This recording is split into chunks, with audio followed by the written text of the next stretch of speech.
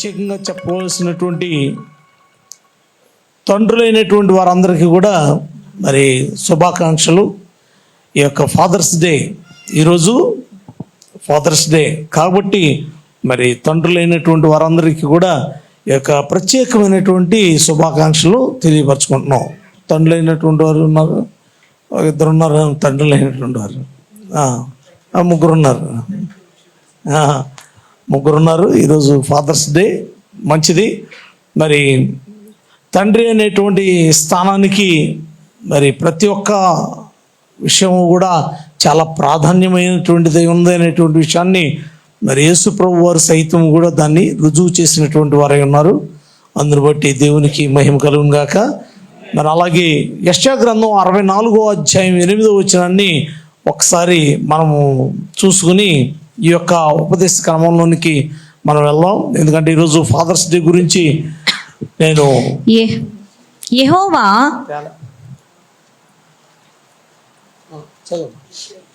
యెహోవా నీవే మాకు తండ్రివి, మేము జిగటమన్ను, నీవు మాకు కుమ్మరివాడవు, మేమందరము నీ చేతి పని అయి ఉన్నాము. ఓకే, చిన్న ప్రార్థన చేసుకుందాం. అందరూ కూడా తలలో ఉంచినట్లయితే. స్తోత్రం మహాపరిశుద్ధులను మహాగణుడు మా తండ్రి, ప్రేమ గల రాజా, నీకు వందనాలు. నీ కృపలో ఒకసారి ఇదిగో మరొక నీ నామంలో నీ పాదాల దగ్గరికి వస్తున్నాం. సహాయం దయచేయండి, కృప చూపండి. ప్రతి ఒక్క బిడ్డ కూడా నీ మాటను వినగలిగి చెవిని గ్రహించగలిగిన మనసును సమ్మతి పుట్టించి ఆత్మను దయచేయండి. ఆటంకపరుస్తున్న ప్రతి విధమైన శత్రుక్రియలను లయపరచండి. నిద్రపోతూ అశ్రద్ధ బద్ధకములను యేసు నామములో తొలగించండి. నా మహింపరచబడలాగున అయినా మా పక్షం మీరుండి నీ కార్యం జరిగించమని, నీవే సహాయకుడిని చెప్పమని ఎక్కువలో భద్రపరచమని యేసు దివ్యనామమున అడుగుచున్నాం తండ్రి, ఆమెన్. హల్లెలూయా. ఈరోజు ఫాదర్స్ డే కాబట్టి ఏదో ఒక మాటను, రెండు మాటలను మీ ముందుంచి నా వర్తమానంలోనికి వెళ్ళాలనుకున్నాను. ఎందుకంటే తండ్రి ఏమై ఉన్నాడు అనేటువంటి విషయాన్ని మాట్లాడితే ఇక్కడ అవుతే కనుక యెహోవా నీవే మా తండ్రివి అని మరి యెషయా చాలా చక్కగా మరి మాట్లాడుతున్నటువంటి మాట. అంటే ఇక్కడ ఏమన్నాడంటే, అయా నీవే మాకు తండ్రివి అని సంబోధిస్తూ అక్కడ మాట్లాడుతున్నటువంటి మాటల్లో 9వ మాట, 9వ వచనం, 10వ వచనం, 9వ వచనంలో కూడా మరి చాలా చక్కగా మాట్లాడతారు. ఎందుకంటే మేము జిగట మొన్నై ఉన్నాము, నీవు మా కుమ్మరివాడవు. అంటే ఏంటి కుమ్మరివాడవు అంటే మమ్మల్ని తయారు చేసినటువంటి వాడివి నీవేనయ్యా. అంటే మమ్మల్ని తయారు చేసినటువంటి కర్తవు నీవే కాబట్టి మరి దాన్ని బట్టి నీవే మాకు తండ్రివి అని చెప్పి మరి యెషయా చెప్తూ అంటున్నాడు కదా. మాట్లాడుతూ ఏమంటున్నాడు, మేమందరము నీ చేతి పని అయి ఉన్నాము చెప్తూ అత్యధికంగా కోపపడకము, మేము చేసిన దోషమును నిత్యము జ్ఞాపకం చేసుకొనకము, చిత్తగించుము, చూడుము, దయచేయము, మేమందరము నీ ప్రజలమే కదా, నీ ప్రజలమే కదా, నీ పరిశుద్ధ పట్టణముల. నిజంగా చాలా చక్కగా మాట్లాడుతున్నాడు. ఎందుకంటే మనం అందరం కూడా ఆయన చేతి పని అయి ఉన్నాము. ఆయన చేతి పని అయి ఉన్నాం కాబట్టి ఒక జిగట మొన్నైనటువంటి మనల్ని ఆయన ఏం చేసి ఉన్నాడంటే మరి ఆయన ఒక్కొక్కరిని ఒక్కొక్క రూపంలో చేశాడు. ఏమండి, ఒకళ్ళ రూపం ఒకరికి ఉందా? ఎవరన్నా ఒక్కొక్కరికి ఒక్కొక్క రూపంలో చేశాడు. ఎందుకంటే ఆయనకి అందమైనటువంటి ఆకారంలో చేశాడు. చేసిన తర్వాత మరి కొండలు చేసేటువంటి వాడు ఆ మట్టి ముద్ద ఒకటే, కానీ ఆయన చేతిలోకి పెట్టిన తర్వాత, ఇరుసు మీద పెట్టిన తర్వాత దాన్ని ఇలా తిప్పుతూ ఆ మట్టి ముద్దని ఇలా అని ఆకారాలని రకరకాల ఆకారాలని చేస్తూ ఉంటాడు. అలాగే దేవదేవుడు కూడా మనల్ని రకరకాల ఆకారాల్లో మనల్ని సృష్టించిన దేవదేవుడై ఉన్నాడు. దేవుని స్తోత్రం, హల్లెలూయా. మట్టి ముద్దలు వచ్చినటువంటి ఆ ఆకారంలో మరి వచ్చినటువంటి దాన్ని మరి ఒక ఆకారం వచ్చిన తర్వాత ఆ ఆకారం వచ్చిన దాన్ని మరి కొంచెం వేడి చేసి దాన్ని ఒక కొండ మరి పగిలిపోకుండా లేకపోతే ఎండలో పెట్టి మంచిగా దాన్ని ఆరబెట్టి కాల్చి దాన్ని చక్కగా ఒక రూపంలో ఉంచినటువంటి ఆ సమయం, ఆ స్థానం వచ్చిన తర్వాత మరి కుమ్మరైనటువంటి వాడు ఇదేంటి ఈ ఆకారం బాగుండలేదని పగలగొడతాడా? పగలగొట్టాడు. అది ఏ ఆకారమైనా కానీ దాన్ని చేసేటప్పుడే చక్కగా చేస్తాడు. చేసి దాని మీద మూత కానీ లేకపోతే దానికి ఒక ట్యాప్ కానీ ఏదో ఒకటి, ఒక కుండ కానీ ఏదైనా కానీ ఆకారం చేసినప్పుడు మరి దాన్ని ఎప్పుడు పగలగొట్టడానికి ఆయన అన్నడు కూడా ప్రయత్నం చేయడు. అలాగే దేవదేవుడు కూడా మనకు తండ్రి ఉన్నాడు కాబట్టి ఆయన మనల్ని ఎప్పుడు కూడా పోషించేవాడై ఉన్నాడు. మనల్ని ఎప్పుడు కూడా ఆయన చూచుచున్నవాడై ఉన్నాడు. మన తండ్రిని చూసినట్లయితే కనుక మరి ఆయన తండ్రి నాయకత్వాన్ని వహించేటువంటి వాడు. ఎటువంటి వాడై ఉన్నాడు? నాయకత్వాన్ని వహించేటువంటి వాడు. నాయకత్వాన్ని వహించడం అంటే ఏంటి? నాయకత్వాన్ని వహించడం అంటే నేను ఇంట్లో పెద్దవాడిని కాబట్టి నా మాట వినాలి, లేకపోతే ఎరగ తీసేస్తానంటవా? నాయకత్వాన్ని వహించడం అనేటువంటి దాని విషయంలో మొట్టమొదట మాదిరికరమైనటువంటి స్థానం ఆ వ్యక్తిలో ఉండాలి. మరి ఆదికాండం 18వ అధ్యాయం 19వ వచనంలో మనం చూసినట్లయితే కనుక అబ్రాహామును గూర్చి చెప్పబడినటువంటి మాటలో చూస్తే అతడు కలుగజేయనట్లు ఎట్లనగా యెహోవా అబ్రహామును గూర్చి చెప్పినది అతనికి కలుగజేయనట్లు తన తరువాత తన పిల్లలను తన ఇంటి వారును నీతి న్యాయములు జరిగించుచు యెహోవా మార్గమును గైకొనుటకు అతడు వారికి ఆజ్ఞాపించినట్లు నేను అతని ఎరిగి ఉన్నానెను.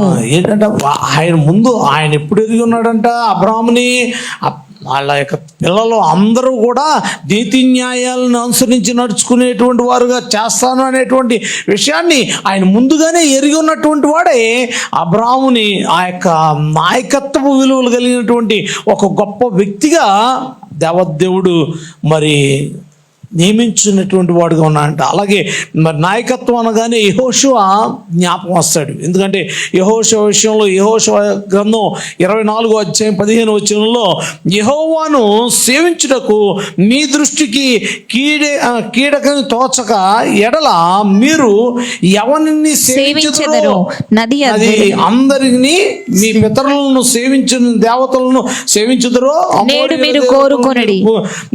నివసించున్నటువంటి వారి దేవతలను సేవించదరో కోరుకుందరో ఏమో మాకు తెలియదు, కానీ మీరెవరిని సేవింప కోరుకొనినను నేనును నా ఇంటి వారును యెహోవాను సేవించెదము అనెను. నేను నా ఇంటి వారును తప్ప యెహోవాను మేము సేవించదాము, వేరే దేవుని ఎవరిని కూడా సేవించము అని చెప్పి చాలా క్లియర్గా చెప్తున్నటువంటి వ్యక్తి. ఎందుకంటే ఒక చక్కని నాయకత్వంలో నడిపించబడుతున్నటువంటి తండ్రి మాట్లాడేటువంటి మాట అది. ఎందుకంటే నేను నా ఇంటి వారును యెహోవాను సేవించదాము. మరి చాలామంది తండ్రులు ఉన్నారు, కానీ మరి అటువంటి నాయకత్వం లేనటువంటి తండ్రులు మరి చాలామంది ఉంటారు. మరి అలాగే మరి చాలామంది మార్పు నొందనటువంటి తండ్రులు కూడా ఉంటూనే ఉంటారు. కాబట్టి ప్రేమైన వారలారా, తండ్రికి ఉన్నటువంటి మొదటి గుణం ఏమిటంటే నాయకత్వాన్ని గురించినటువంటి ఆ యొక్క గుణం. రెండవది ఏమిటంటే మార్గదర్శకత్వాన్ని కలిగినటువంటి వారుగా ఉంటాడు. నాయకత్వం ఉంటుంది, రెండోది ఏంటి? మార్గదర్శకత్వం. అంటే మార్గదర్శకత్వం అంటే ఏంటి? మార్గాన్ని చూపించే వ్యక్తులు. అంటే మార్గాన్ని చూపించడం అంటే ఎంతవరకు అయితే కనుక ఉండేదండి. ఇది ఏదన్నా ఊరు నుంచి ఏదన్నా ఊరికి వెళ్ళాలనుకోండి, ఏమన్నా కొంచెం ముందుకు వచ్చి కూర్చోండి మీరు. ఏదన్నా ఊరు నుంచి ఒక ఊరికి వెళ్ళాలనుకో, నేను వెళ్ళడానికి ఆ ఊరికి వెళ్దాం దారి తెలియదని అడిగితే కనుక తండ్రి ఏం చెప్పేవాడంటే, అరే అలా అక్కడికి వెళ్ళిన తర్వాత తిన్నగా ఈ రోడ్డు వెళ్ళిపోయిన తర్వాత పెద్ద కాలువ వస్తుంది, కాలువ దాటిన తర్వాత 2 రోడ్లు వస్తాయి, నువ్వు ఎడం పక్క వెళ్ళకుండా కుడి పక్క వెళ్ళు, లేకపోతే ఎడం పక్క వెళ్ళు, తిన్నగా వెళ్తే కనుక ఆ ఊరు వస్తుందిరా అని చెప్పేవాడు. తండ్రి చెప్తే మరి పిల్లలు వెళ్తూ ఉండేవారు. ఎందుకంటే తండ్రికి దారి తెలుసు కాబట్టి ఆ ఊరు అడుగుతూ ఉండేవాడు. కానీ ఇప్పుడు ఎవరిని అడుగుతున్నారా? అబ్బే, సెల్ ఫోన్ తీసుకోవడం, ఆడి పక్కన ఉన్న కూకట్పల్లి హౌసింగ్ బోర్డులో పలానా షాపురా అని చెప్తే ఏ రోడ్డు, 3వ రోడ్డా 4వ రోడ్డా, బా ఏం తెలియట్లేదు అని చెప్పి గూగుల్లో కొట్టేసి రెమెడీ హాస్పిటల్ అని కొట్టేది వచ్చేస్తుంది. అది పెద్ద బోర్డు రోడ్డు మీద కనపడుతూనే ఉంటుంది, కానీ మనోడు గూగుల్ లేకపోతే నాడవాడు. ఆఖరికి ఏమైపోయిందంటే మరి గూగుల్ తల్లే దారి చూపించేది అయిపోయింది. అడిగేవాడు ఎవడో లేడు. మార్గదర్శకులుగా ఉన్నటువంటి తల్లిదండ్రులైనటువంటి వారిని, పెద్దలైనటువంటి వారిని, తండ్రి నాకంటే ముందు రోడ్డు లేనప్పుడు మరి మొత్తాన్ని తిరిగినటువంటి వాడు కదా, మరి అడుగుదాంలే అనేటువంటి ఆలోచన ఉండదు. ప్రేమైన వారులారా జాగ్రత్త గమనించండి. ఎందుకంటే తండ్రి మార్గదర్శకుడు ఉన్నాడు. ద్వితీయోపదేశకాండం 6వ అధ్యాయం 7వ వచనంలో అక్కడ ఉన్నటువంటి మాట, నీవు నీ కుమారులను వాటిని అభ్యసింపజేసి నీ ఇంట కూర్చుండినప్పుడును, త్రోవను నడిచినప్పుడును, పండుకొనున్నప్పుడును, లేచినప్పుడును వాటిని గూర్చి మాట్లాడవలెను. సూచనగా వాటిని చేతికి కట్టుకొనవలెను. అవి నీ కన్నుల నడుమ బాసికము వలె ఉండవలెను. నీ ఇంటి ద్వార బంధముల మీదను, నీ గౌనల మీదను వాటిని వ్రాయవలెను. చాలండి. ఎందుకంటే ఇక్కడ మార్గదర్శకత్వం అనేటువంటి స్థానాన్ని వహించేటువంటి వ్యక్తిగా ఉన్నాడు తండ్రి అనేటువంటి స్థానంలో. మరి ఆ తండ్రులు ఏం చేయాలి అంటే పిల్లలకి ఈ యొక్క దేవుని గురించినటువంటి మాటల్ని వాళ్ళకి ఏం చేయాలంట, అభ్యసింప చేయాలంట. అభ్యసింప చేయడం అంటే ఏంటి? నేర్పించాలి. ఎందుకంటే వారిని ప్రతి ఒక్కరిని కూడా ఆ యొక్క మాటల్లో దేవుని యొక్క మాటలు, దేవుడు చేసినటువంటి మాటలు, దేవుడు చేసినటువంటి పనులు, వాటన్నిటిని కూడా వారికి చెప్పాలి, తెలియపరచాలి. మరి ఈ కాలంలో తెలియపరిచేటువంటి తండ్రులు ఉన్నా తెలియపరచడానికి తెలుసుకోవడానికి ఇష్టపడేటువంటి పిల్లలు ఉండలేదు. ఏదో సండే స్కూల్లో కాసేపు ఆదివారం నాడు వెళ్ళడం తప్ప మిగిలిన రోజులు ఎప్పుడు కూడా వాళ్ళు ఏదన్నా కూర్చున్నప్పుడు దేవుడి మాటలు 4 మాటలు చెబుదామంటే ఈ పిల్లలు దొరకట్లేదు. అసలు వాళ్ళకు హోంవర్క్లు ఎక్కువైపోయినాయి. రేపు నుంచి స్కూల్లో అయినట్టుగా ఈ హోంవర్క్లు ఎక్కువైపోయినాయి. ఆ హోంవర్క్లు వేసుకుని అమ్మ బాబు వాళ్ళ హోంవర్క్లు చేయించడమే సరిపోతుంది. వాళ్ళు హోంవర్క్ చేస్తానే సగంలో నిద్రపోతున్నారు. ఇంకా దేవుడి మాటల గురించి ఏం చెబుతారు? ఈ దేవుడు నడవమల్ల వచ్చినటువంటి త్రోవల గురించి ఏమని చెబుతారు? ఇంకా ఈ త్రోవలో దేవుడు ఎలా నడవమన్నాడు, ఇది దేవుని యొక్క ఆజ్ఞ, ఇది మన వంశపరంగా మనం వస్తున్నటువంటి ఆచారక్రమం. ప్రేమైన వారు ఎందుకు ఈ మాటలను చెప్తూ వచ్చాడంటే దేవదేవుడు ఇప్పటికీ కూడా మరి ఇజ్రాయిల్ అయినటువంటి దేశంలో హెబ్రీలు అయినటువంటి వారు, మరి ఆ యొక్క యూదులైనటువంటి వారు అందరూ కూడా వారి యొక్క పూర్వీకులు ఎవరై ఉన్నారు, పూర్వీకులు ఎలా నడుచుకున్నారు, పూర్వీకులు ఏ దేవుణ్ణి ఆరాధించారు, ఆ దేవుణ్ణి ఆరాధించినప్పుడు ఎలా ఉన్నారు, వీరు ఏ సంతతికి చెందినటువంటి వారు అనేటువంటిది ప్రతి ఒక్కరు పుట్టిన ప్రతి ఒక్కడికి కూడా వాడికి నోటి మాటలు వచ్చినప్పుడు, వాడికి గ్రహించగలిగినటువంటి ప్రతి స్థానం వచ్చినప్పుడు వాడికి ఏం చెప్తారా అంటే కంఠోపాఠంగా, ఇదిగో నా పితరులైనటువంటి యెహోవా దేవుని వలన మేము ఈ విధంగా ఏర్పాటు చేయబడిన వారమైనాం, మా దేవుడు మమ్మల్ని ఎర్ర సముద్రం దాటించి మమ్మల్ని ఐగుప్తు నుండి ఇలాగా కానానుకు నడిపించాడు, కానానులో మేము ఇలా ఉన్నాం. ఇదంతా కూడా ఒక స్టోరీలాగా వాళ్ళు ప్రతి ఒక్కడు చెప్పగలిగి నోరు వచ్చినటువంటి మాటలు వచ్చిన ప్రతి ఒక్కడు కూడా ఆ భాషలో వాళ్ళకి చక్కగా నేర్పుతారు. మనం కనుక కొంతమందికి పరలోకముందున్న మా తండ్రి మీ నామం పరిశుద్ధపరచబడుగా, పరలోక ప్రార్థన వచ్చు కదా మీ అందరికీ, పరలోక ప్రార్థన చేయమని చేస్తారు. ఎలా అయితే మనం చేస్తామో, ఎందుకంటే మనం ప్రతి ఆదివారం ప్రతిరోజు కూడా దాన్ని మనం చేస్తూ వచ్చాం కాబట్టి అలాగే వాళ్ళకు కూడా ఏం చేస్తారు అంటే వారు ఏమై ఉన్నారు అనేటువంటి దాని గురించి చక్కగా వివరించి వారు దేవుణ్ణి స్తుతించేలాగా వారు చేస్తారు. ప్రియమైన వారులారా మరి జాగ్రత్త గమనించండి. తండ్రులైనటువంటి వారు మార్గదర్శకులుగా ఉన్నటువంటి వారు ఆ బిడ్డలకి మనం ఆ యొక్క మాటల్ని తెలియపరచవలసిన వారమైనాం. అందుకనే ఎఫెసీయుల రాసిన పత్రిక 6:4 కూడా అంటున్నాడు, తండ్రులారా మీ పిల్లలను కోపము రేపక ప్రభు యొక్క శిక్షణలోను బోధలోను వారిని పెంచుడి అని అంటున్నాడు. నిజమే. ఎందుకంటే ఇప్పుడు ఆ వారిని ఆ శిక్షణలోనూ ఆ యొక్క ప్రభు యొక్క బోధనలోనూ పెంచాలి అని అంటే కనుక వీళ్ళ శిక్షణకు లోబడితే కదా, అసలు ఆ శిక్షణకి లోబడితే కదా. శిక్షణకు లోబడాల్సినటువంటి వాడు ఎలా ఉండాలి? అవునా?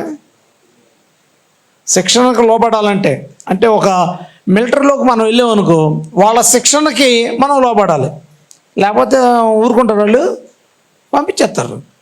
ఆ శిక్షణకి అంటే వాళ్ళు ఇచ్చేటువంటి ఆ ట్రైనింగ్కి, శిక్షణ అంటే ఏంటి? ట్రైనింగ్. ఆ ట్రైనింగ్కి మనం లోపడవలసిన వారంగా ఉన్నాం.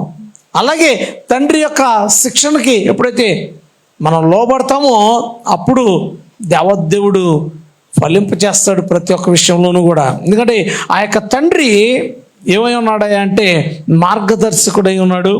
మరి తండ్రి క్రమశిక్షణలో పెట్టేవాడై ఉన్నాడు.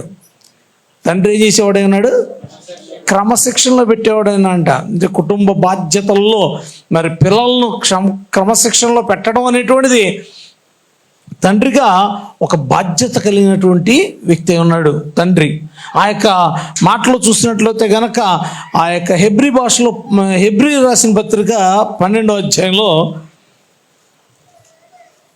ఒక మాట 4వ వచనం నుండి 11వ వచనం దగ్గర ఉన్న దాంట్లో, మీరు సరైన దారిలోనికి తీసుకొని రావాలంటే ప్రేమతో కూడిన క్రమశిక్షణ అనేది వారికి అవసరమైంది. ఏంటి? ఎటువంటి శిక్షణ కావాలంట? ఎటువంటి క్రమశిక్షణ కావాలి? ప్రేమతో కూడిన క్రమశిక్షణ కావాలి. వారు జాగ్రత్తగా గమనించండి. ఎందుకంటే ప్రేమతో కూడిన క్రమశిక్షణ అనేటువంటి దాని విషయంలో మరి ఈ కాలంలో ప్రేమను మాత్రం తీసుకుంటున్నారు కానీ క్రమశిక్షణ మాత్రం తీసుకోవట్లేదు. తల్లిదండ్రులు చూపించే ప్రేమనే తీసుకుంటారు కానీ క్రమశిక్షణ మాత్రం తీసుకోరు. ఏదైనా కావాలంటే మాత్రం చాలా చక్కగా అడిగి తీసుకుంటారు కానీ వాళ్ళు చెప్పిన మాటను వినడానికి మాత్రం ఏమాత్రం వాళ్ళు యాక్సెప్ట్ చేయరు. ఎందుకనంటే క్రమశిక్షణలో పెట్టాలనుకుంటే కనుక ఓకే నీకు కావాల్సింది ఇస్తా, కానీ నువ్వు ఈ పని చేస్తే ఇలా ఉంటే నేను ఇస్తా అంటే మనోడు ఇచ్చేదాకా అంటాడు, ఇచ్చిన తర్వాత అంటాడు. ఆడపిల్లైనా మగ పిల్లైనా అంతే, ఇచ్చేదాకా ఓకే, ఇచ్చిన తర్వాత ఏమి కూడా దాని గురించి ఆలోచన లేకుండా ఉంటారు. ప్రియమైన వారు జాగ్రత్త గమనించండి. ఎందుకంటే తండ్రి యొక్క క్రమశిక్షణలో మనం పెరిగినట్లయితే కనుక మరి అది మనకు ఎంతో మేలు. ఉపాధ్యాయులు పిల్లల్ని క్రమశిక్షణలో పెడతారు. క్రమశిక్షణలో పెట్టినప్పుడు మరి వారు క్రమశిక్షణలోనికి వస్తే అప్పుడు చక్కగా ఎదుగుతారు. మరి అన్ని తరగతులు కూడా చక్కగా ప్రమోట్ చేయకోకుండానే పాస్ అవుతూ మంచి ర్యాంకుల్లో వెళ్ళడానికి అవకాశం ఉంటుంది. అంతేగాని క్రమశిక్షణ లోబడకపోతే కనుక క్రమం లేనటువంటి వారుగానే 10వ తరగతి 3 సార్లు తప్పినటువంటి వారుగా మరి తయారవుతారు. కాబట్టి క్రమశిక్షణ, తండ్రి యొక్క క్రమశిక్షణ అనేటువంటిది మరి మనం ఎరిగినటువంటి వారంగా మనం ఉండాలి. ఎందుకంటే తండ్రి ప్రేమ అద్భుతమైంది కానీ ఆయన ప్రేమ క్రమశిక్షణతో కూడిందై ఉంటుంది. కాబట్టి చాలామంది ఏమవుతారంటే తండ్రి యొక్క ప్రేమను అర్థం చేసుకోక ఆ క్రమశిక్షణలో ఉన్నటువంటి ఆ యొక్క శిక్షణకి లోబడినటువంటి వారుగా చాలా దూరంగా ఉండేటువంటి స్థానాలు ఉంటూ ఉన్నాయి. కాబట్టి ప్రియమైన వారలారా జాగ్రత్తగా గమనించండి. ఎందుకంటే మమ్మీ అయితే గనక కొట్టుకోకుండా చక్కగా బుజ్జగించి తప్పు చేసినా కానీ సరే నాన్న ఇంకెప్పుడు చేయకులే అని చెప్పి చక్కగా మాట్లాడి అన్నం పెడుతుంది, భోజనం పెడుతుంది కదా. అదే నాన్న అయితే కనుక మరి ఎరా నువ్వు చేసింది ఏంటో, ఏం పని చేశారు అమ్మాయి, ఇలా పని చేసావేంటి, అసలు తలెత్తుకోలేని పని చేసావు అని చెప్పి 4 చివాట్లు పెడతారు శుభ్రంగా. మరి ఇంకొంచెం మగపిల్లలు అయితే కనుక గట్టి బెత్తం తీసుకుని 4 వడ్డిస్తారు. కాబట్టి అక్కడ కొంచెం బాధ. కానీ ఎందుకనంటే ఆయన బాధ ఏమిటంటే నువ్వు కూడా రేపు తండ్రి అయితే కనుక ఈ క్రమశిక్షణ లేకపోతే నిన్ను పెంచింది ఎవడరా అని అంటారు. అంతేగాని దానివల్ల ఆ యొక్క పేరు ప్రతిష్టలు కానీ మంచితనం కానీ అన్నీ పోతాయి. కాబట్టి నువ్వు తర్వాత ఒక తండ్రి అవుతావు కాబట్టి ఈ క్రమశిక్షణ నీకు అవసరం అని చెప్పి ఆ తండ్రి మరి హెచ్చరించడం జరుగుతుంది. నిజమే. కాబట్టి ప్రియమైన వారలారా తండ్రి మరి ఏమై ఉన్నాడు? మొట్టమొదటిగా నాయకత్వం వహించేటువంటి వాడు ఉన్నాడు. రెండవదిగా మార్గదర్శకుడై ఉన్నాడు. మూడవదిగా క్రమశిక్షణలో పెట్టేటువంటి వాడై ఉన్నాడు. మరి అలాగే 4వదిగా తండ్రిని ఎవరైనా అంటే ప్రేమించేవాడు. తండ్రి ప్రేమించేవాడు. ఏమంటే తండ్రి ప్రేమించేవాడా? క్రమశిక్షణలో పెట్టినప్పుడు ప్రేమించేవాడే ఉన్నానా, ఊరుకో చాలు. కానీ మా నాన్న వామ్ము, ఆయన చూస్తే పగలు చూస్తే రాత్రి కళ్ళకు వస్తాడు, నిద్ర కూడా పట్టదు నాకు, వామ్ము అని చెప్పేటువంటి కొడుకులు ఉన్నారు. ఎందుకంటే కూతుళ్ళు అయితే కనుక కొంచెం ప్రేమించబడుతూ ఉంటారు కాబట్టి అంతగా పెద్దగా బాధ పెట్టేటువంటి స్థానాలు ఉండవు. కానీ ప్రేమిన వారులారా జాగ్రత్త గమనించండి. ఎందుకంటే తండ్రి ప్రేమించేవాడుగా ఉన్నాడు. నిజంగా యోహాను సువార్త 3:35 తండ్రి కుమారుని ప్రేమించుచున్నాడు గనుక ఆయన చేతికి సమస్తమును అప్పగించి ఉన్నాడు అని అంటాడు. అంటే తండ్రి ఏం చేస్తున్నాడు, కుమారుని ప్రేమించుచు ఉన్నవాడు కాబట్టి మరి ఆ యొక్క సమస్తమును కూడా ఆయన చేతికి ఇచ్చాడంట. నిజమే, ఆ యొక్క ప్రేమించేటువంటి తండ్రి మరికి మనకున్నాడు కాబట్టి ఆ ప్రేమించే తండ్రి సమస్తమును మనకు కూడా అనుగ్రహించేవాడు. తండ్రి కుమారుడుగా ఏది యేసు ప్రభు వారికి మరి తండ్రి సమస్తము అప్పగించినటువంటి వాడుగా ఉన్నాడు. యోహాను చెప్తున్నటువంటి మాట ఎవరు అంటే మరి ఏ తండ్రి కుమారుడు గురించి అంటే యేసు ప్రభు వారి గురించి, యెహోవా తండ్రి గురించి చెప్తున్నాడు. ఆయన ఏం చేశాడు, సమస్తం ఇచ్చాడు. ఎందుకనంటే ఆయన మరి తండ్రి చిత్తాన్ని నెరవేరుస్తున్నాడు కాబట్టి. ఎవరైనా అంతే కదండి, మన ఇంట్లోనే అంతే కదా. తండ్రి చిత్తం చేస్తే కనుక ఏదైనా ఇస్తారు. ఏమంటే శ్రీనివాస్ గారు, అంతేనా కదా.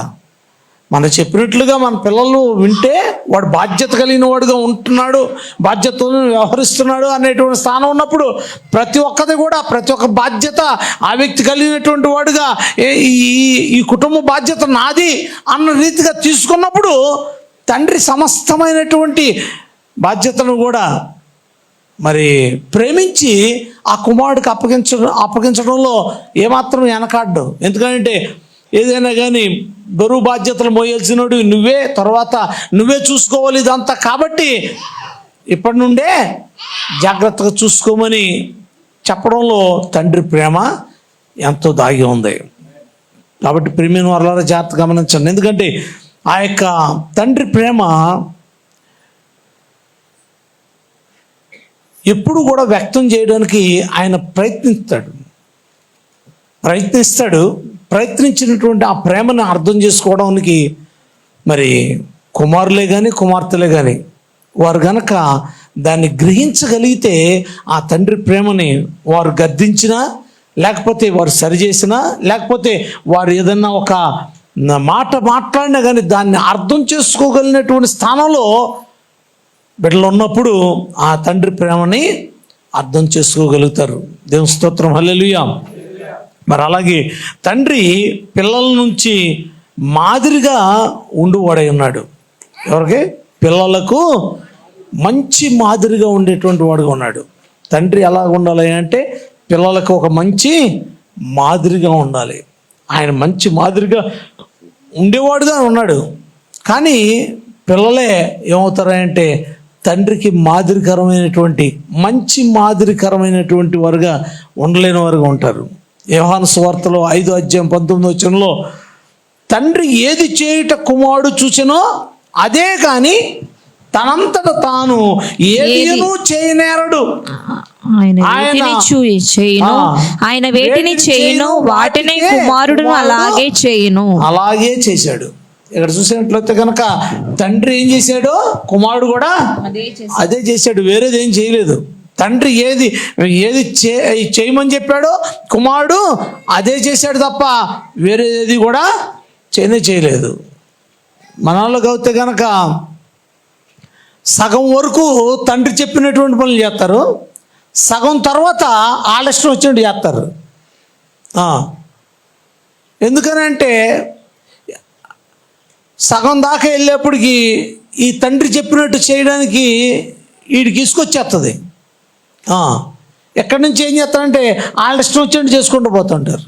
దానివల్ల ఏమవుతుంది అంటే ఆ యొక్క పని పూర్తిగా అనేటువంటి స్థానం ఏర్పడుద్ది. కానీ ఎప్పుడైతే తండ్రి చెప్పిన దాని ప్రకారం మనం చేస్తూ వచ్చామో అప్పుడు ఖచ్చితంగా మనం దాన్ని నెరవేర్చగలుగుతాం. ఎందుకంటే తండ్రి చెప్పే మాట మరి ఎక్స్పీరియన్స్తో కూడినటువంటి మాట ఉంటుంది. ఆ యొక్క మొత్తం అంతకుముందు ఆ యొక్క పనిని చేసినటువంటి వాడు, ఆ పనిని కొంత అనుభవం కలిగినటువంటి వాడు కాబట్టి ఆ పని ఇలా చేస్తే అవుతుంది అని చెప్పగలిగినటువంటి వాడుగా ఉంటాడు. అప్పుడు చెప్పినప్పుడు ఆ తండ్రి చెప్పినటువంటి మాదిరిగానే, ఆ తండ్రి చెప్పినట్టుగానే చేస్తే ఏమవుతుంది అంటే మన కష్టాలు పడవలసి లేకుండా ఉంటాం. ఈ కాలంలో పిల్లలు ఎలా ఉన్నారా అంటే, ఒరే పలానా చోటకి వెళ్ళి పలానా తీసుకురారా అని అంటే కనుక ఆడు చిన్నగా అక్కడికి వెళ్ళి గిర్రా గిర్రా గిర్రా గిర్రా తిరుగుతాడు. ఏది రోడ్లన్నీ, ఆడు పంపించిన షాపు కనపడదు, వాడికి వెళ్ళమన్న అడ్రస్ కనపడదు. ఎందుకని మధ్యలో వెళ్తా ఉన్న కాలేజీలో అమ్మాయిలు కనపడ్డారు, వాళ్ళని చూసుకుంటూ వెళ్తాడు, ఈ షాప్ దాటిపోద్ది. మళ్ళీ అలా తిరిగి వస్తాడు, ఇంకొక కాలేజీ ఓపెన్ చేస్తాడు, ఈ అమ్మాయిని చూసుకుంటూ వస్తాడు, మళ్ళీ ఈ షాప్ వెళ్ళిపోద్ది. ఇలాగాడికి అక్కడే ఉంటాడు, గిర్రా గిర్రా గిర్రా, బండిలో పెట్రోల్ ఉంది కదా తిరుగుతూ ఉంటారు అందగాళ్ళు.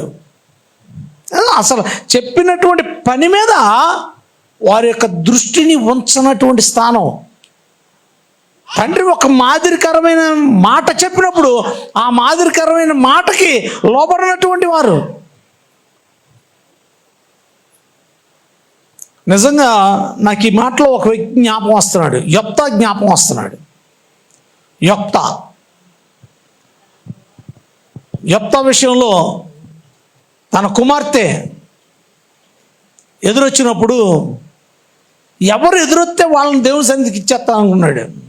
ఫిలిష్తీయుల మీద యుద్ధానికి వెళ్ళి జయం పొందిస్తున్నప్పుడు యొప్తా రాజు నిజంగా వస్తున్నప్పుడు, అమ్మా ఏమైంది అంటే తన కుమార్తె ఎదురొచ్చాడు, ఏడుస్తాడు. జయించినటువంటి ఉత్సాహం కంటే కుమార్తె ఎదురొచ్చేప్పటికి భయంకరంగా బట్టలు దించుకుని ఏడ్చేస్తాడు. అయ్యో తండ్రి, ఏంటి నువ్వు జయించి వచ్చావు కదా, నేను సంతోషంగా ఎదురొస్తాంటే నువ్వేంటి అంత బాధపడుతున్నావు అంటే, అమ్మా నేను ఒక మాట అనుకున్నాను నా మనసులో, ఏమిటంటే ఆ జయం వస్తే కనుక నాకు ఎవరు ముందు వస్తారో వాళ్ళు నేను నీ సన్నిధికి ఇచ్చేస్తానని అనుకున్నాను. ఎవరో వస్తారేమో అనుకున్నా, కానీ నువ్వే వచ్చావమ్మా, నిన్నే ఇచ్చేయాల్సి వస్తుంది అని బాధపడినప్పుడు తన కుమార్తె అంటుంది నిజంగా ఒక మాట నాకు చాలా చాలా నచ్చిన మాట. నా మాటని అటువంటి నేను చాలాసార్లు దేవుని సన్నిధిలో ఏడ్చేసినోడిని. ఎందుకంటే అసలు అంతగా ప్రేమించినటువంటి తన కుమార్తె, ఆ కుమార్తె ఏమందంటే, తండ్రి నువ్వేం బాధపడకు, నువ్వు ఏం అనుకున్నావో అదే చెయ్యి, నేను దానికి నిలబడతాను, ఆ మాట ప్రకారం నిలబడతానని తనంతట తానే దేవుని యొక్క మందిరంలోనికి వెళ్ళిపోయి దేవుని మందిరంలోనే తన కాలాన్ని గడిపినటువంటి స్త్రీగా మనం చూస్తాం.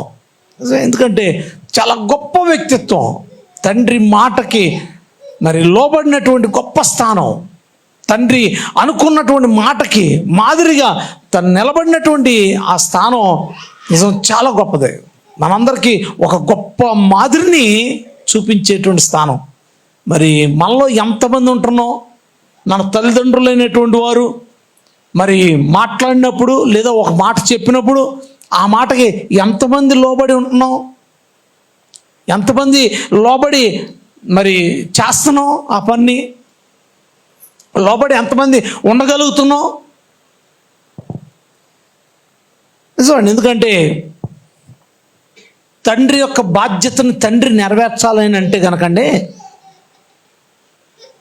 ఎవరికైతే చెప్పాడో చెప్పినటువంటి వారు కూడా ఆ బాధ్యతని నెరవేర్చాలి అని, అంతేనా కదా. ఇప్పుడు శ్రీనివాసరావు గారు ఒక పని చెప్పారు బాబీకి అంటే, బాబీ నెరవేరితేనే కదా తండ్రి మాదిరి ప్రకారం చేసినటువంటి వాడు అవుతాడు, లేకపోతే ఎలా అవుతాడు? ఎందుకంటే ఆ యొక్క స్థానంలో ఆ తండ్రి మాదిరికరమైనటువంటి వ్యక్తిగా ఉండాలి అని అంటే వారి యొక్క బిడ్డలు ఆ యొక్క మాదిరిని అనుసరించినటువంటి వారుగా, చేసినటువంటి వారుగా, చెప్పిన మాటను విన్నటువంటి వారుగా, లోబడినటువంటి వారుగా ఉండాలి. ఉన్నప్పుడే ఆ యొక్క తండ్రి మంచి మాదిరికరమైనటువంటి తండ్రిగా ఉంటాడు.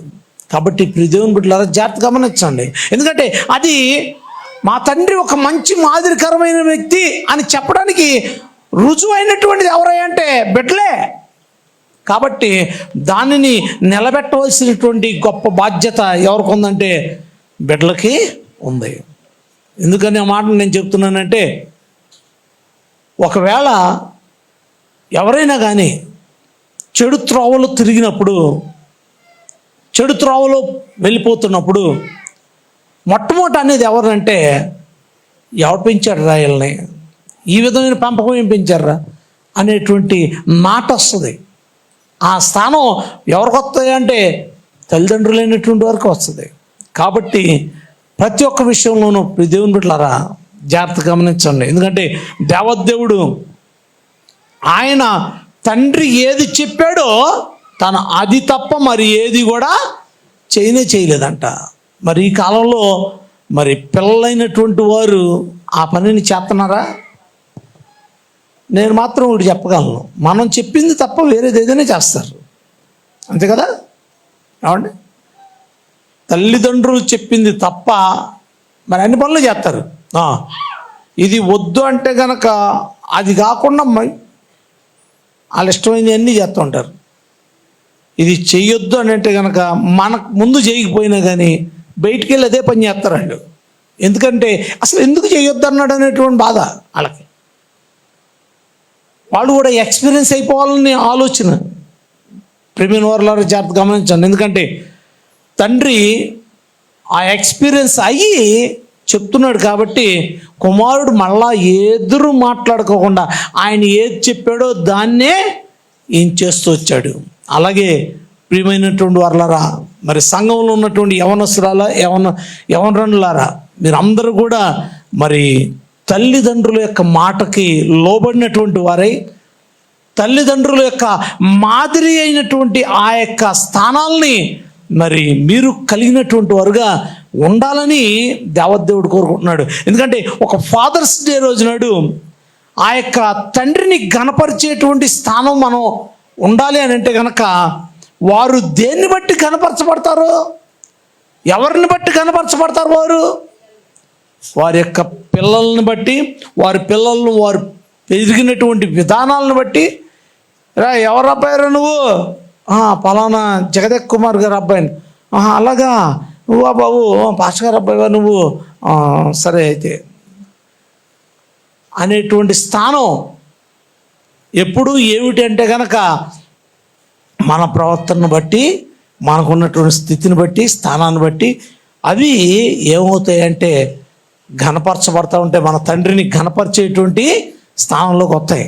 ప్రేమిన వారులారా జాగ్రత్త గమనించండి. ఎందుకంటే మనం ప్రతి ఒక్కరు కూడా ప్రతి ఒక్క విషయంలోనూ కూడా మన యొక్క తండ్రికి ఏం తెచ్చిపెట్టేలాగా ఉండాలి అంటే ఘనత తెచ్చిపెట్టేలాగా మనం ఉండాలి. మన యొక్క నడత ఉండాలి. అప్పుడే దేవదేవుడు మనల్ని ఎంతగానో ప్రేమించేవాడై ఉన్నాడు.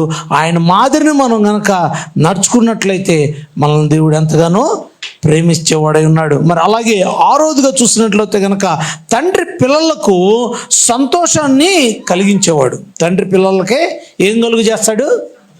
సంతోషాన్ని కలుగు చేస్తాడంట. మరి మత్తయి సువార్త 7వ అధ్యాయం 9వ వచనం నుండి 11వ వచనం వరకు ఉన్నటువంటి ఆ మాటను చూసినట్లయితే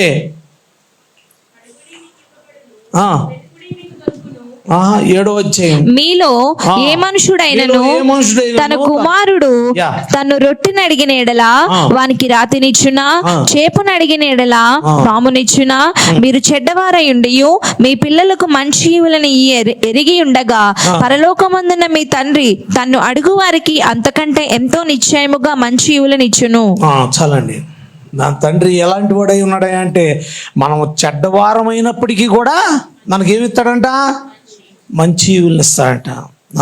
మరి మనం ఎంత పాడు చేసేటువంటి వారమైనా కానీ మన తల్లిదండ్రులు కూడా మనకు అలాగే ఇస్తూ ఉంటారు. మనం ఎంత వాళ్ళ మాట లోపడకపోయినా, మనం ఎంత వాళ్ళ మాటని ధిక్కరించినా, మనం ఎంతగా వాళ్ళ మాటని చేదరించుకున్నా, ఏమాత్రం వాళ్ళ మాట వినినటువంటి వారంగా లేకపోయినా, వాళ్ళకెన్ని తలపోట్లు తెచ్చిపెట్టినా మనం ప్రేమించడం మాత్రం మానరు. ప్రేమిస్తూనే ఉంటారు. రొట్టెని అడిగితే రాతిని ఇచ్చేవారుగా ఎన్నడూ ఉండను కూడా ఉండరు. కావాలని ఒకవేళ క్రమశిక్షణలో పెట్టడానికి ఏది ఇవ్వకోకుండా మరి ఆపోచ్చేమో కానీ వారికి మాత్రం ఇవ్వాలనే ఉంటుంది.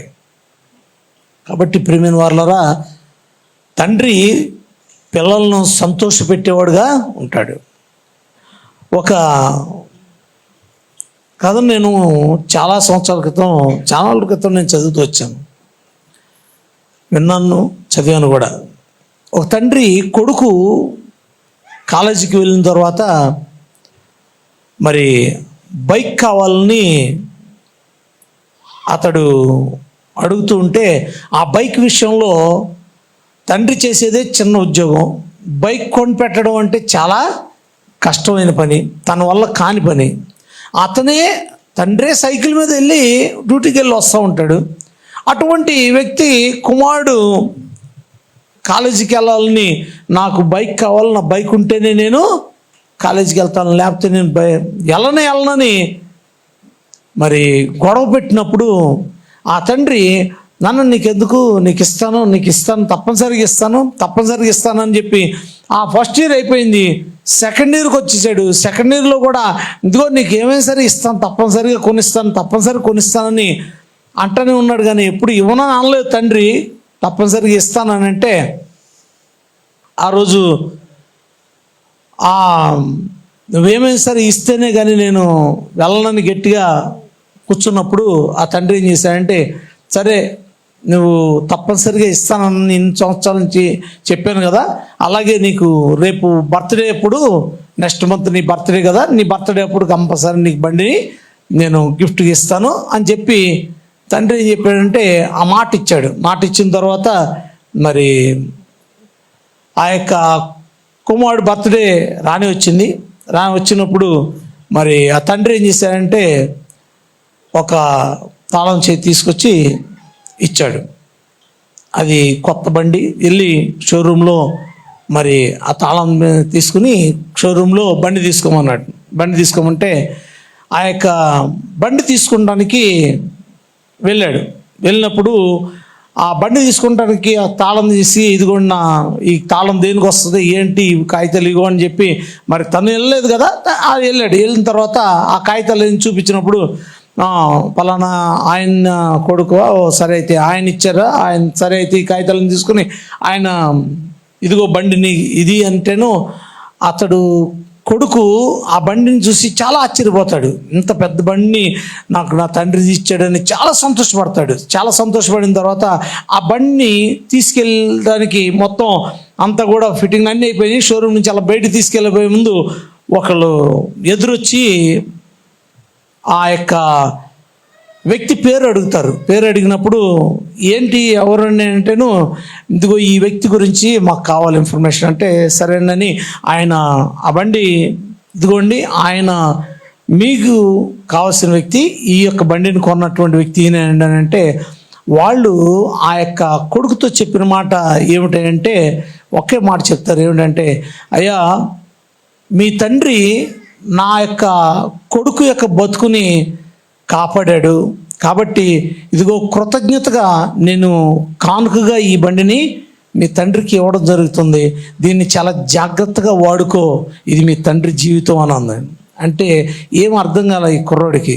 ఏమిటయ్యా అంటే, ఆ తండ్రి తన కుమారుడు యొక్క సంతోషం కొరకు ఏం చేశాడంటే తన కిడ్నీని దానం చేసి, ఆ కిడ్నీని దానం చేయగా వచ్చినటువంటి డబ్బుల్ని ఒకే మాట చెప్పాడంట ఆ తండ్రి. ఏంటంటే, అయ్యా నా కొడుక్కి ఒక బండి కావాలి, ఆ బండి ఇప్పించండి చాలు, నాకు డబ్బులు ఏం అవసరం లేదన్నప్పుడు నిజంగా ఆ కిడ్నీ తీసుకున్నటువంటి వ్యక్తి చాలా ఆశ్చర్యపోయి ఆ అబ్బాయికి ఒక చక్కని మంచి బండిని తీసిచ్చాడంట.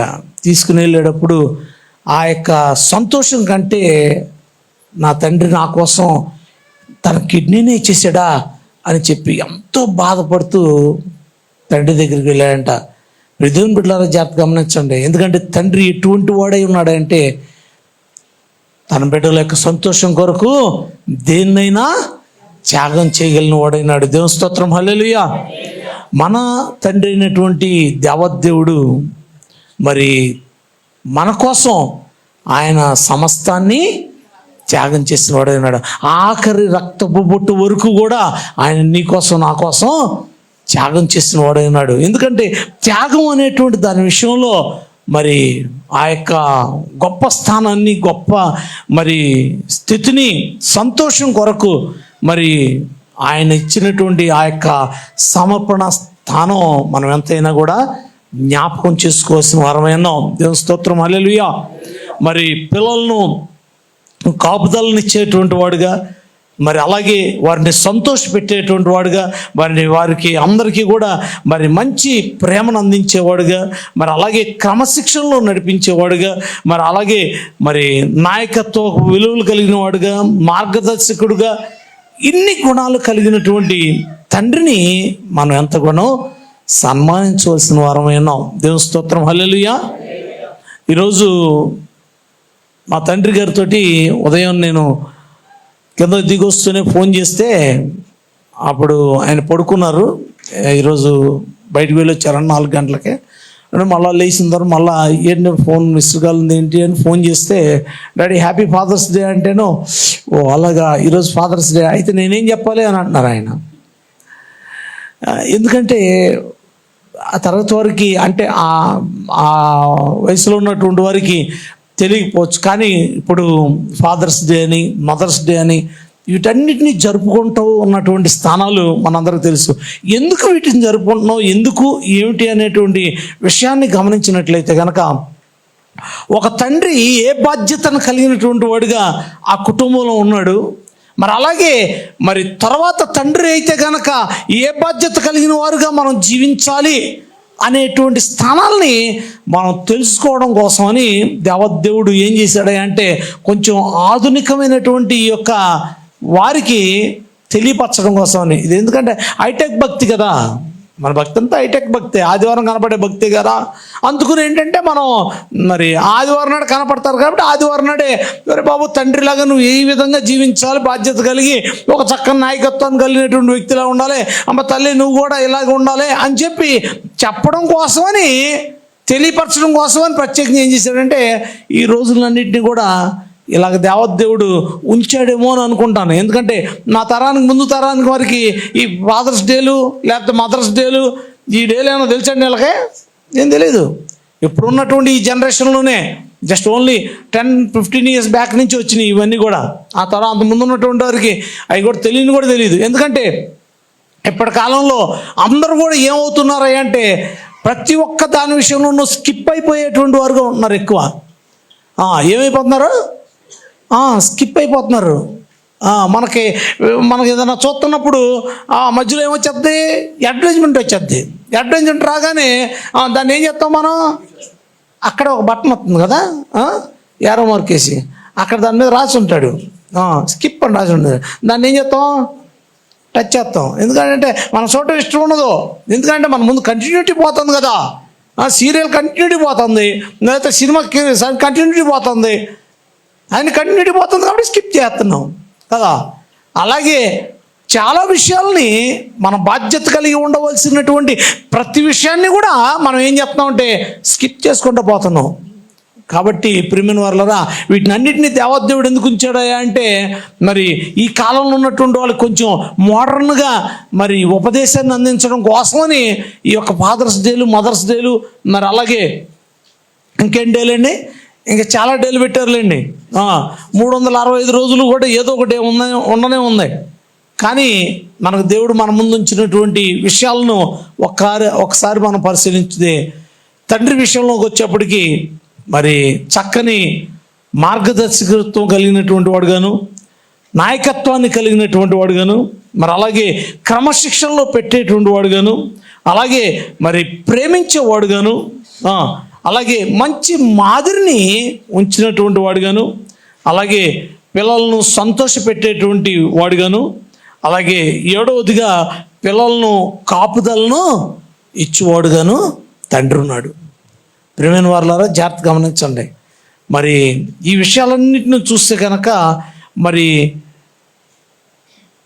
ఆయన కాపుదలను ఇచ్చేటువంటి వాడుగా ఉన్నాడు అనేటువంటి విషయంలో, తండ్రి కాపుదల అనేటువంటిది ఐగుప్తీయుల నుండి అరణ్యంలో ఇశ్రాయేల్ ప్రజలు ఏ విధంగా కాపాడబడుతూ వచ్చారో అలాగే దేవదేవుడు ఏ విధంగా వారిని కాపాడాడో అలాగే తండ్రి తన కుటుంబంలో ఉన్నటువంటి బిడ్డల్ని అలాగే కాపాడేవాడై ఉన్నాడు. ఆమెను చెప్పలేదు ఎవరు? మీ తండ్రులు అలాంటి వాళ్ళు కాదా? ఆడపిల్లల్ని అడుగుదాం పోనీ. మీ తల్లిదండ్రులు అలాంటి వారు కాదా? మిమ్మల్ని ఏం కాపాడలేదా? మీకు ఏది కావాలంటే అది కొనివ్వలేదా? ఏమండి, మీరే చెప్పాలి ఆమెనని. వాళ్ళు ఎలా చెప్పరు, ఎందుకంటే వాళ్ళ కోపం, వాళ్ళ మీద ఫుల్ ఫైరింగ్లో ఉంటాం, ఎప్పుడు 144 సెక్షన్లో ఉంటాం వాళ్ళతోటి.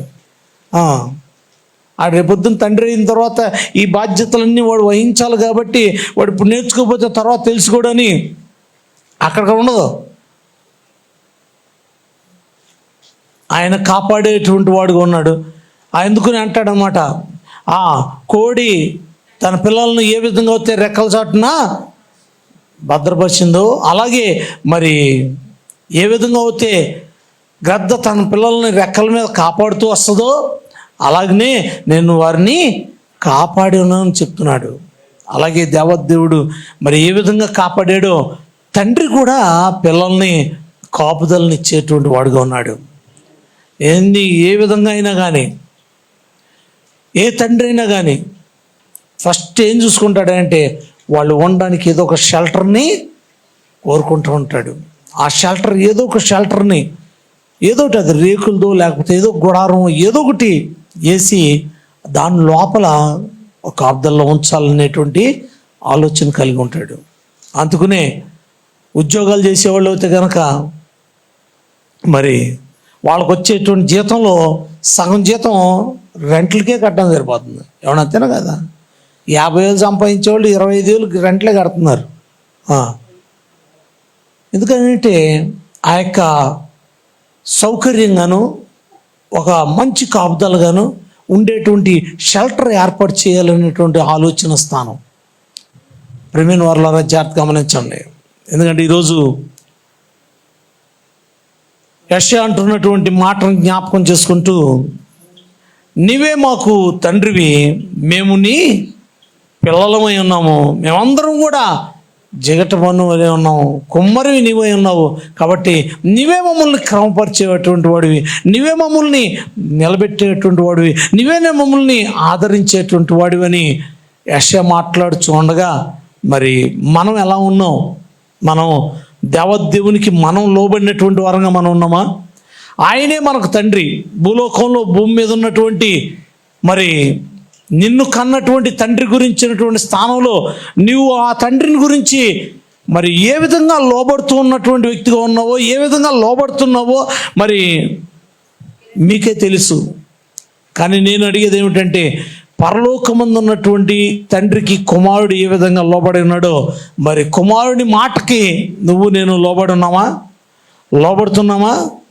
ఎందుకంటే మనం లోబడినటువంటి వారమైతే గనక మనం దేవుని వలన ఏ మేలు పొందలేము. మనం ఎప్పుడైతే లోబడతామో అప్పుడే దేవుని యొక్క మేలుని మనం పొందగలుగుతాం. చాలామంది చాలా జీవితాల్లో మరి ఈరోజు పోస్ట్ కూడా చూశానండి, సామెతల గ్రంథంలో ఉన్నటువంటి మాట ఏంటిది? తండ్రి శిక్షించిన కుమారుడు దుర్బీజుడు అంట. నిజమే. ఎంతమంది పిల్లలు తండ్రి యొక్క శిక్షణకు లోబడుతున్నటువంటి వారు ఉన్నారు అసలు? ప్రేమిన వారలారా జాగ్రత్త గమనించండి. తండ్రి శిక్షణకి, అలాగే స్కూల్లోకి వెళ్ళినప్పుడు స్కూల్లో టీచర్ యొక్క శిక్షణకి లోబడితేనే వారు చక్కని బిడ్డలుగా నిలబడతారు. మరి చక్కని చదువును అభ్యసించినటువంటి వారుగా, చక్కగా మంచి మార్కులు తెచ్చుకున్నటువంటి వారుగా, మంచిగా చదువుకుని చక్కని ఉద్యోగాలు చేసేటువంటి వారుగా, మరి ఇంకా చూడాలంటే కనుక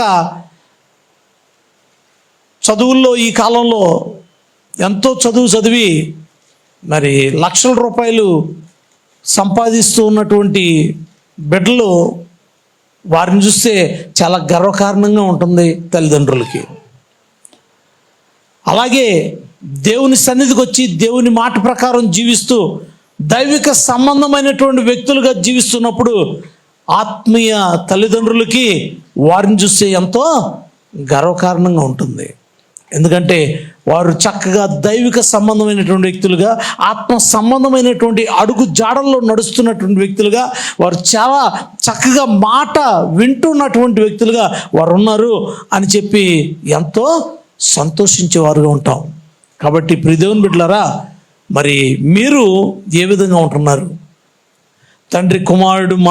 కుమారుడు తండ్రి మాటను ఏమాత్రమో నిర్లక్ష్యం పెట్టగా ఆయన ఎంతగానో ఆయన మాటను నెరవేర్చిన వాడే ఉన్నాడు. ఆయన చెప్పినటువంటి పనిని చెప్పినటువంటిదిగా తప్పకుండా చేసినటువంటి వాడే ఉన్నాడు. ఎందుకంటే ఆయనకి తెలుసు, ఎందుకంటే ఆయన ప్రధాన శిల్పి అయి ఉన్నాడని, ఆయన ఏ విధంగా మనల్ని చిత్రించాడో, ఏ విధంగా పెట్టాడో అదంతా కూడా ఆయనే చేసినటువంటి వాడే ఉన్నాడని, కాబట్టి ఆయన మాటకు లోబడితే గనక మనకంత మేలు జరుగుతుందని ఆయన ఎరిగిన వాడే ఉన్నాడు. కాబట్టి తండ్రి మాటకి కుమారుడు లోబడ్డాడు. మరి మనలో ఎంతమంది లోబడతాను తండ్రి మాటకి?